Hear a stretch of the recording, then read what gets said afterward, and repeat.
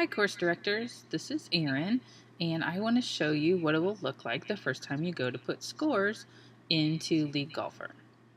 So the first thing that we're going to do is click on the scores button right here.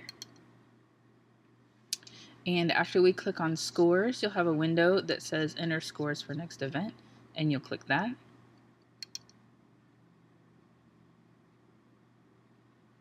After clicking that, the first time you're on this page, you'll see 4 checkboxes at the top. This is the only time you're going to see these checkboxes. And the first one is just making sure that all the settings are correct. And as we set it up, we make sure that all the settings are already done, so you can confidently check that one. Also, you're going to check the number of teams. Just look at your roster and make sure that no one has been left out. This is really important because the one thing that cannot be changed after you enter a score is the number of teams in your league. So make sure that your number of teams is right and then check that box. Starting handicaps, there are no historical handicaps in our league, and all of our settings have been set up that way, so go ahead and click that one. And then it's just one last checkbox to say, are you absolutely certain you want to lock it down? And yes, you want to do that. Then when you look down, you'll see the name of the golf course where you're playing. You'll see that our default tee box is red.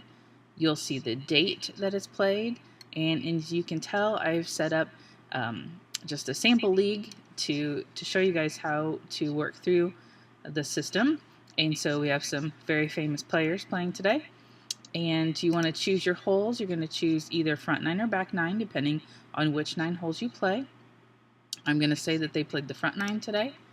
And the next question is, do these scores count toward the handicap? Yes. There's really never a reason that scores shouldn't count toward the handicap, so you always want that to be yes. The next one, it says flight positions are your responsibility. We don't play flights in IWGL, so just go ahead and click that. We're basically ignoring it by clicking it. And so you want to go on to the next step. And now you'll see a screen that says enter scores for event 1. You can also see at the top that I'm running in a test league or in a demo site just for practice. And so you'll see all of the golfers listed here. And we're just going to go ahead and start with Kari Webb. Let's see how she did. I'm going to go ahead and say that she's going to play an even par round today. So for her scores, you want to go ahead and put those in, going across all 9 holes. She shot a killer round today. We are tracking putting, so just to make things easier, we're just going to give her a standard 2-putt all the way through. Now you'll see checkboxes down here for fairways hit and sand saves attempted. That's not something that we track. So there's really no reason to check any of those boxes. And go ahead and say save my round.